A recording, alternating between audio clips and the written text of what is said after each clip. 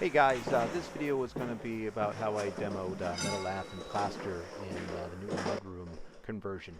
And so this is 1930s construction, and they put this in here because it was a high moisture area, and that's what they'll do. They'll do it in the bathroom and the garage. And the easiest way is to grab a crowbar and then just get behind it.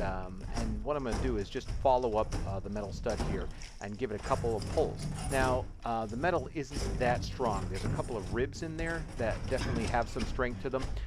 But if you get behind them and you give them a couple good tugs, usually they'll pull out.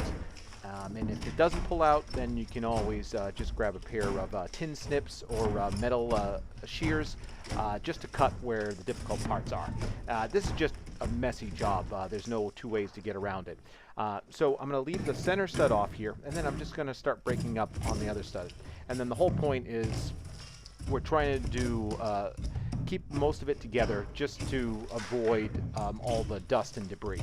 And so I'm going to break this one up again, and the lathing usually comes in 18-inch rolls, and so if I can break it up into that 18-inch roll, then it's just going to be a matter of folding it in.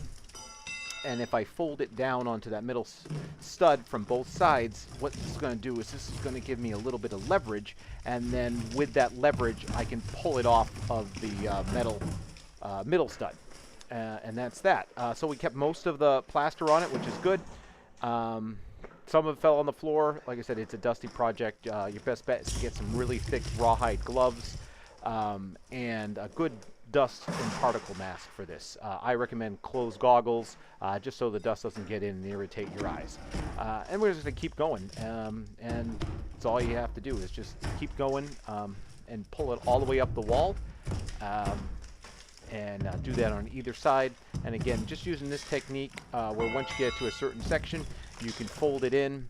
And if you do get into any difficult parts where it doesn't want to break, that's where the tin snips are going to come in, or metal shears. I got a little pair of those right here. And then just cut the difficult part off.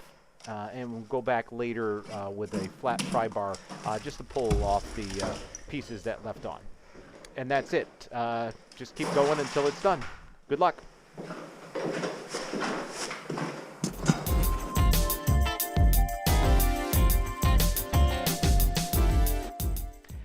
And now for the next part here, this is just a time lapse of me taking down the metal lathing and plaster from the ceiling in the Newton Mudroom.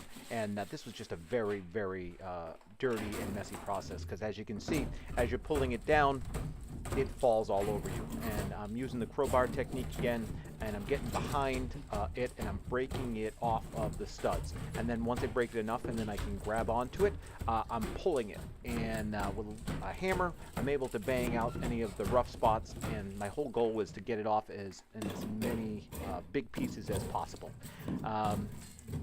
What really saved me here was I was using closed goggles, which wraps all the way around. They're almost like ski goggles, and that was protecting my eyes from the dust.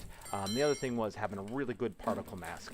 Other than that, I just had a little handkerchief over my hair, and it just requires taking a good shower afterwards, because even with all that protection, the dust gets everywhere. And that's about it. It's just, you just grab it, pull it down as much as you can, and be willing, ready, and able to make a mess, because that's the only way to get through this.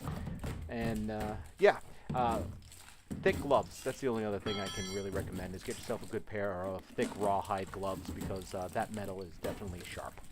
All right, well, I'm glad you checked it out, and I hope whatever project you have that has metal lathing in it, you're able to pull it down and really make something great. Check out the rest of the videos in the Newton Mudroom collection. Bye.